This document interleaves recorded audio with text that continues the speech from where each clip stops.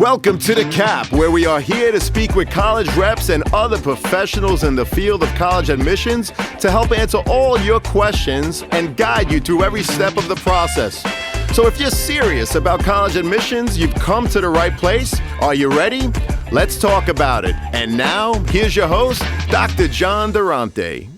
Welcome to The Cap, the College Admissions Process Podcast. I am your host, John Durante, and I am here to introduce you to college admissions representatives and other professionals in the field of college admissions. Our purpose is to serve you, the students and parents, so that you may gain insight straight from the people who ultimately make the decisions.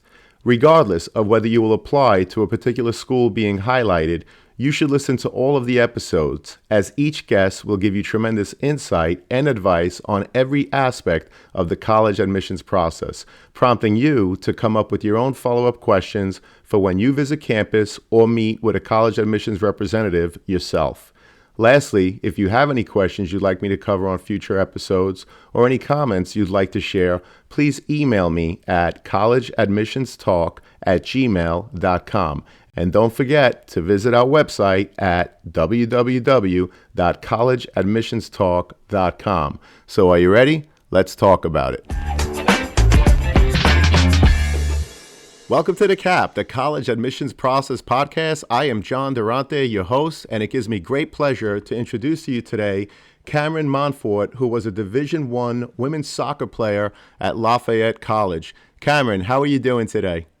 I'm great. How are you?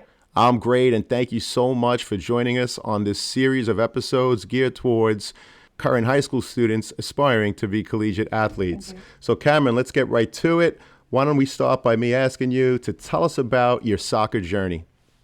Yeah, so when I think about the beginning of my soccer journey, I think it's funny because I don't think I had much of a choice. I grew up in a family that was centered around sports. I had a bunch of older cousins that played sports, and both my parents played at the collegiate level. So I think the second I was eligible to be on a sports team, I was signed up. So it started off pretty early. I started off at Syosset Soccer Club, went through intramurals there, went on the travel team there. I played travel there until I want to say like fifth grade, which after that I switched to another town team, which was because it's crazy because at such an early age already, there's this pressure to be on an academy team. So in fifth grade, there's people switching around teams, and it's like everyone's trying to be on the best team possible. So a lot of team switching in my journey because of that. So I played on another town team, and then the same type of thing happened where a lot of players started leaving to go to an academy team. So in seventh grade, or eighth grade, switched over to Albertson. And even on there, I started on NPL because I played basketball and lacrosse. And so I started off at NPL because I wasn't ready to give those up, and that's the commitment needed for ECNL. So I started off on NPL and then ultimately ended with Albertson ECNL. So yeah, that's my journey. Played at Syosset High School as well. Yeah. Terrific. Camryn, was there a time when you realized, wow, I really have a shot to play at the collegiate level? And if so, what was that time like? Did anything change in terms of how you approach soccer? I think it's interesting because I think that for me personally, I didn't really have that moment in time where there was this instant switch. I think players do have this instant switch. I kind of had a lot of issues with my confidence and my ability all throughout growing up, but I would say for me, it did build somewhat over time with the team switching and just like going to all these different ID camps and these elite camps and playing with these players that were going to these ACC schools and crazy schools and never feeling like I was so in over my head. I played on all these different teams and I never was like, oh my God, I'm never going to see the field. I can't do this. I can't play with these people. So I don't think it was a moment in time for me, but I think that all my experiences kind of shaped my confidence to be able to play at the college level.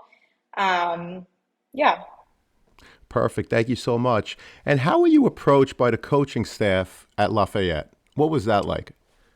So the recruiting process I know that the rules have changed from when I was in ninth grade, but we were allowed to start talking to college coaches when we were in ninth grade, which I don't think that is the case anymore. But from pretty early on, once I hit Albertson, it was kind of being on an academy team. There is this pressure. It's like everyone's emailing coaches pretty early. So just kind of sat with my dad and we made this list of all of these colleges. And like I said, I had some confidence. I wasn't that confident. So the list was all over the place. Like there was the school that was all the way up here that my dad put on, and then I was putting on ones down here. So I just kind of had this huge master list that thinking back, I just kind of threw it out and it was like, all right, let's see what sticks. Like, let's see what emails we get back.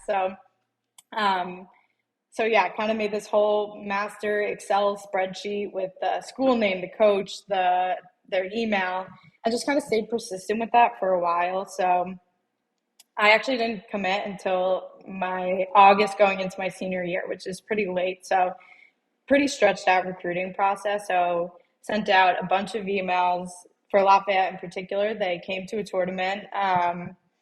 It was a tournament somewhere in the Northeast. It all blends together because those 3 years you're just every weekend at a different Massachusetts, Maryland, New Jersey. So one of those. So you get a list after a game usually of who was at the game. And I saw that Lafayette had been at the game and I knew it was a school that I had emailed. And so I was hoping it was for me. And yeah, so then a few days later, my coach, my Albertson coach called me and said that he had spoke with the Lafayette coach and he was interested and he wanted to set up a phone call. So yeah, I got to set up a phone call with him and we had a great long conversation on the phone. And I just went, I think it was important to go with like a bunch of questions to just show that I was interested in it. So I just kind of I wrote down a bunch of questions and we just had a long talk about that. That sounds terrific. And let me ask, before making a final decision, did you get to see the team in action or were you invited to attend the practice? Any insight would be greatly appreciated. Yeah, so I did not know much about Lafayette. I knew about the Patriot League and it was in the area of schools I was kind of looking at. So I didn't know much about the school in particular. There wasn't that many Syosset high school graduates that it's not a common school for them to go to. My sister went to Penn State, this huge, big school that so many people go to and everyone's very familiar with. So for me, it was a different experience than her.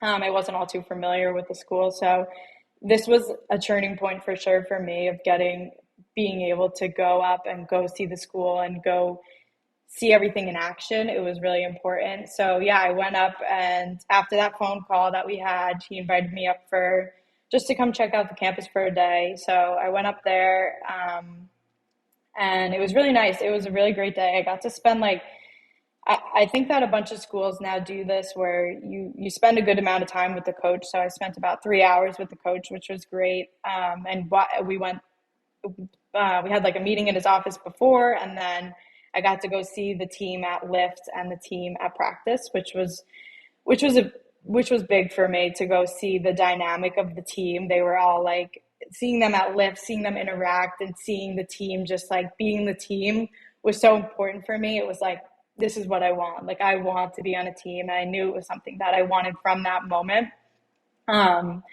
So yeah, I got to see it all. I saw that the team had a really positive relationship with the coach and he was joking around with them. And I was like, yep, I want that.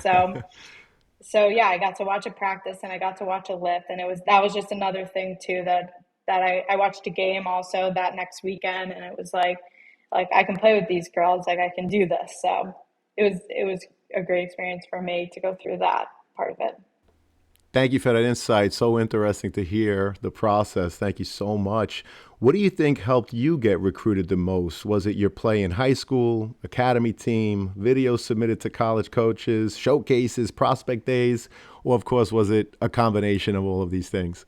Yeah, I mean, everyone, and I think to get to this level, you engage in all these things, and it's like hopefully there's this one moment in time for one of these that work out. So I would say it was definitely a combination. Just I think a video, it kind of gets your foot in the door, but it gets you only so far. I know that a lot of coaches probably have the same kind of outlook of, well, anyone going that wants to play at a D level, D1, Division One level, or Division Two, or Division Three. If you're playing at the college level, you kind of are able to put together a highlight tape of like, all right, let's take one good play from here, one good play from here. So I think the videotape definitely gets your foot in the door, but all the other things become just as important as well. When I think back on it, I think probably my coach, my Albertson coach, was the most important for me. And I think this is a really important part of it, just to go to the coach and be like, we kind of collaborated. Like I came to him with the list I made with my dad, and it was kind of like, where do you think I could play? Where do you see me playing? What on this list do you not think I can play at? And I think that's one of the biggest things, just getting your coach like invested in the process, and involving them in the whole thing, because at the end of the day, all of these coaches at these elite levels are getting so many emails that it's like having a coach call them kind of sets you apart, where they can really speak for you and really talk about your character and how you are on the field, and talk about so much more than what you can convey in the email. So I think that's a really important part of it, going to your coach. It's really hard to do on your own. So I think having your coach is huge. Well, that's great advice. And it sounds like you had terrific mentors in your life, specifically your coach from Albertson, which is just wonderful. Camryn, what was your overall draw to Lafayette, and what would you advise potential collegiate athletes to consider when trying to decide where to play? So as I was talking about, I didn't know much about Lafayette. So my immediate research was, what are the academics like? And to me, that was something really important. I did not want to sell myself short on academics. So Lafayette was a great school academically, which was really important for me. Another thing that was important for me personally, I wasn't so concerned about winning an NCAA championship. That wasn't high on my list, but for me, it was more so the school I'm going to, can I contribute at, and can I add value? I wasn't very interested in going to a school where there was discrepancy if I was going to step on the field. I thought it was important from the moment that I walked in freshman year that I was going to be able to have an impact. So that was something for me that I found really important. Another thing I would say was the location. After going to the game that I had spoke about, that I got to spend the day and see kind of the team in action, and we saw a game. They have this whole tailgate after, and there's everyone goes off with their families, goes out to dinner, and does all these things. And it was like, you know what, that's important to me. That made me realize if my parents weren't there, like that was something that I knew I wanted from that moment on. Like I want my family to be able to come to my games. They've always been at every game. So I wanted them to be there. So I compromised at the like 2 hour mark, where I can't just like pop home for laundry or a home cooked meal, but it was close enough where if I needed a break, if I needed a weekend, that I could go home and they were able to come to my games. And then I would say probably the biggest thing for me that people probably underestimate is the coach. I had a great relationship with my coach, and he kind of drove my passion for the sport and my confidence for the sport. And I think you don't realize how much time you're spending with them and how influential they could be on the whole thing. I had a coach. It was important for me that the coach cared about more than just soccer. He cared about me as like a person. He knew that there was more to life than just soccer. So it was a perfect balance for me of like being competitive, but also enjoying the experience. Like I still wanted that college experience of soccer wasn't consuming my college experience. So I think at a school like Lafayette and the Patriot League, that was something that was comfortable for me, to have a great balance of being competitive, but also not being so in over my head that I didn't feel like I can handle it. Well, I think it's wonderful to hear you articulate all of the things that you value as a collegiate athlete, or that you valued, because I know you graduated at this point. The academics, you didn't want to shortchange yourself, as you said, your relationship with the coach, the team in terms of how they made you feel as part of the family and how they truly were a family. I think those are all wonderful things. And of course, not being too far, where if you needed to get home, you could get home. What would you say to current students in high school in terms of what it takes to go to an elite Division I university to play soccer, Cameron? I would say that don't do this for anyone but yourself. I think that the commitment that is needed at this level is people don't really understand it. I definitely didn't understand it, but it's hard to articulate. Like this becomes you spend all your time with your teammates, your coach, like it's definitely it's a lot, but it's manageable. And so don't do it for anyone. If you don't love what you're doing, then it's your college experience at the end of the day. So if that's what your college experience becomes and you don't love it, then it's 4 years of your life. So I would say a lot of people think that you there's an immense amount of pressure when you're a good player that's the next steps, like from your parents, from your coaches, from your family. It's like, you're not going to play in college, but if you don't love what you're doing, it's not one of those things, in high school, the season ends and you can hang up your cleats. Like you have to have the intrinsic motivation to, over the summer, you're waking up early and you're going to the turf still. So it's got to be something you're doing for yourself because it's 4 years and it's your college experience. Well, that's great advice. And what was the transition like from high school, where you were a star player, to then becoming a brand new student athlete at Lafayette? Did you play much in your first year? And how different was your schedule? I know you touched upon that, but how different was your schedule and other demands compared to your play in high school? Yeah, so it is a drastic difference for sure. I would say probably the biggest difference, one of the biggest differences for me when I think of it is in high school, in high school sports, it's kind of not, it's kind of all like sunshines and rainbows and pasta parties. That's like now in comparison, when I was in it, it was like, I cannot rave enough about high school sports. I had the best time, but now comparing it back, it's like you're playing with the people that you grew up with. So it's a lot. There's not everyone wants to be a star player in high school. Not everyone wants to be a starter, play the whole game. In college, you're now with all the star players of every high school. So it's not enough for people to just be on the team anymore. So there's this fierce competition every day of like everyone wants to be on the field, everyone wants to start, everyone wants to contribute. So it's just it's a drastic difference in that, in the competition, that going into practice every day of I have to play my best. Like I have to play great every day because if I don't, the next person will.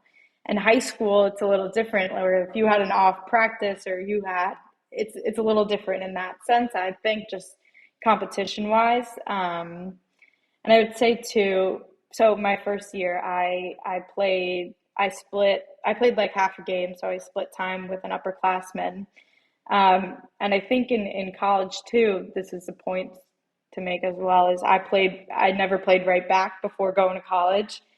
Center midfield was my position, and it was kind of like, do you want to, like, we had a star center midfielder at the time. So it was like, well, if you want to play, you're playing right back. And it was like, okay. So I think that's a point to make as well, just being open to like, wherever I can contribute, I'll contribute. So that was a big difference for me. Just taking what I could get, I guess. Terrific, understood. What does a typical day look like for a college student athlete at the Division I level? And how does the week differ? For example, when you have an away game as opposed to when you're home? Again, any insight would be greatly appreciated. Yeah, so I would say no 2 days are really the same, but I could give you an overview of a week in general. So you'll have, Sure. so it when you probably the biggest thing is just practice every day. For us, you're blocking off like a big chunk of time where you have all these other demands of school. There's a lot of more homework and studying that goes into it in college. So just having like 3 to 4 hours blocked off every day for practice alone is a big commitment. And then On top of that, you'll have lifts like 3 times a week, and then you'll have film with your coach. So after every game, you'll go through film individually and then as a team. So that adds the time as well. And then um, you'll have little individual sessions or group sessions, like we'll meet as defense, we'll meet as midfield. So we had that as well. And then speaking to if you have an away game, you know, there were some games where we'd have an away game in the middle of the week on a Wednesday night. And it's like, all right, you have to know that on Wednesday night you have an away game.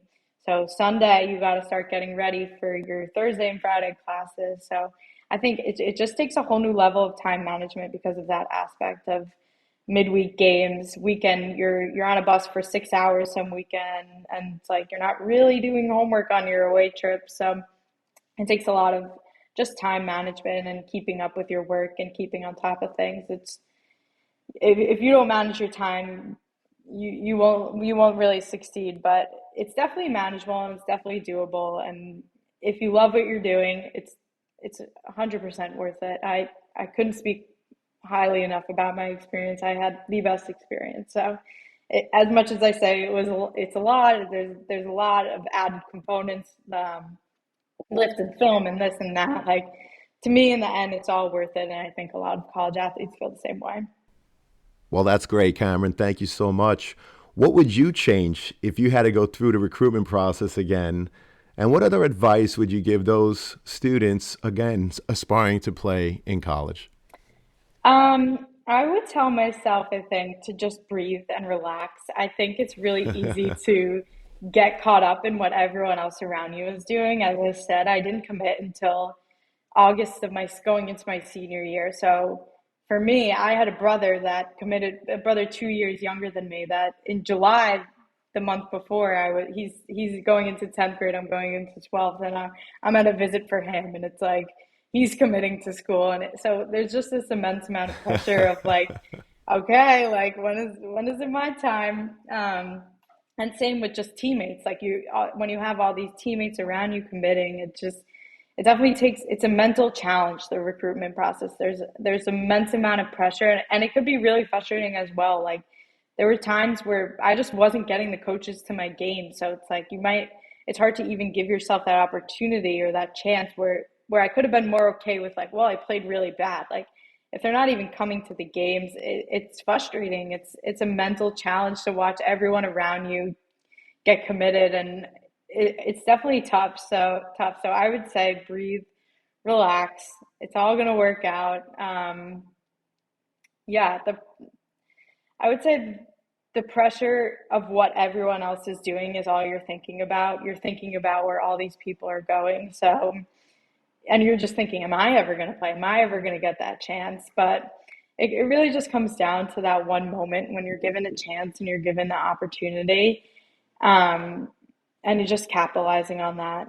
Um, I would say as well, I feel extremely lucky that I found a school that was the perfect fit for me. It was everything I was looking for, the academics, the coach. So I wouldn't say I would do anything differently because of that. But I did have a really open mind, which I think is another thing. I didn't know much about Lafayette. It wasn't a school that was on the top of my list because I didn't know much about it, and it ended up being the perfect fit for me. So playing like sports in college is just it's an experience. It is to me it was the best decision I ever made despite all of that mental challenges and this whole process. It's just the pressure you can put on yourself can tear you down, but I would say don't let it tear you down because in the end it is just so worth it being on a team and getting to do what you love every single day. Well, that's great advice, Cameron. Thank you so much. And I was curious, how did COVID affect your player eligibility? Were you able to play more than the traditional 4 years? Can you explain how player eligibility works with the NCAA? Yeah, so it's interesting because I did end up getting another year, but the way that we found out, it was just a little late in the game for me. I kind of had already figured out my post grad plan. So for younger kids on my team, they were able to take the semester off and make up for it in other ways, but I just had already figured out my post grad plan, so I never ended up using my my fourth year. COVID did have a big effect on my senior year. We didn't play our fall season. And then spring season, we had a kind of modified season, which we actually ended up, we were about to make playoffs, and a girl on our team got COVID. So that's how my senior year last game ended. I never knew it was my last game. So it wasn't the ideal way to end my soccer career. But so it definitely had a prominent effect on my experience. But that senior year was definitely mentally tough. But I know a lot of people that got to capitalize on that extra year and are using it to go play grad school. The way it works in the NCAA, it's kind of different for every league. So for the Patriot League, you're not able to have a fifth year. In the Ivy League as well, the fifth year, you can't have a fifth year unless you take a full year off. So my brother, for example, was able to take a full year off and then resume so that he can play his 4 years. Yeah, so it is different for every league. You're guaranteed 4 years, but Patriot League, Ivy League, you can't redshirt. So, yeah. Well, thank you for that. And what I'm going to put in the show notes is all of the information regarding the NCAA. I'm actually going to include a Yeah. link to the NCAA so that if people want more information, just go right to their link where there's a wealth of information that explains a lot of the things that you touched upon and some other things, of course. So lastly, Camryn, what are the 3 top pieces of advice you would give a parent and student athlete aspiring to go through the recruitment process at the collegiate level? I would say first to be open. Don't get fixated on the few top schools, and if it doesn't work out, really get so down on yourself. Remain positive and just be open to this experience of playing. I think a lot of people get caught up with being at an elite school, but sometimes just taking a new approach to it and looking at things through this mindset of allowing taking what comes to you. I think that could be really beneficial for a lot of people, is just being open to being on a team. Like, don't get so caught up in the school, in all these other aspects if it's not your dream school. Because being on a team is just really the best, and I can't speak more about it. Another thing I would say is I spoke about this briefly, but is to embrace your coach in the high school level through the recruitment process. Really go to him and include him in the process. He will be your biggest advocate if you let him be. And so I would say just keep that relationship and that door open, and have this open and honest conversation with him of like, where realistically do you think I could play? Where should I be striving for? Who should I be reaching out to? Yeah. And lastly, my third piece would again be take a breath. Like, this experience is mentally challenging. I will say that 100 times over.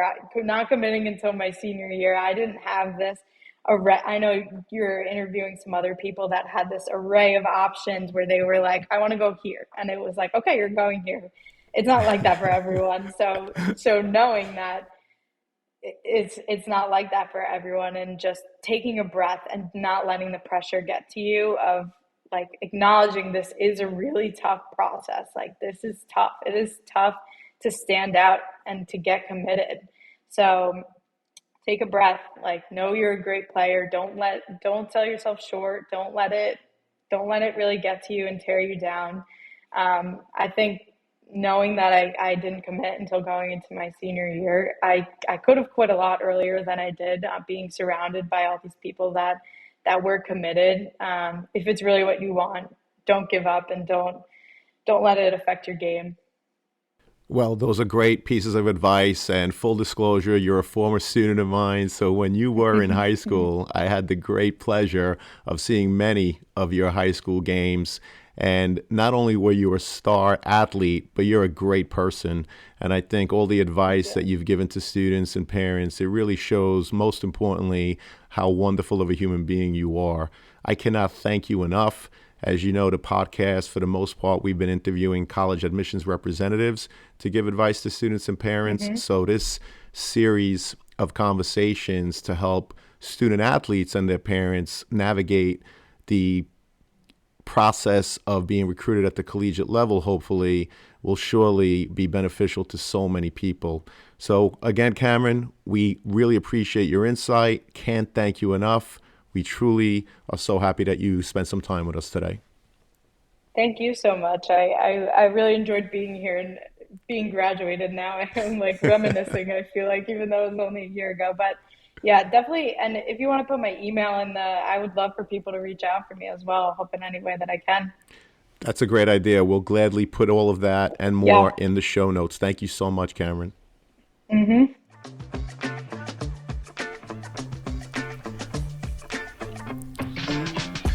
Thank you for joining us on this episode of The CAP, the College Admissions Process Podcast. We hope you enjoyed the show. If you did, please don't forget to tell a friend and follow us on Facebook, Instagram, Twitter, and wherever you listen to your podcasts. I am your host, John Durante, and I look forward to seeing you on the next episode of The CAP.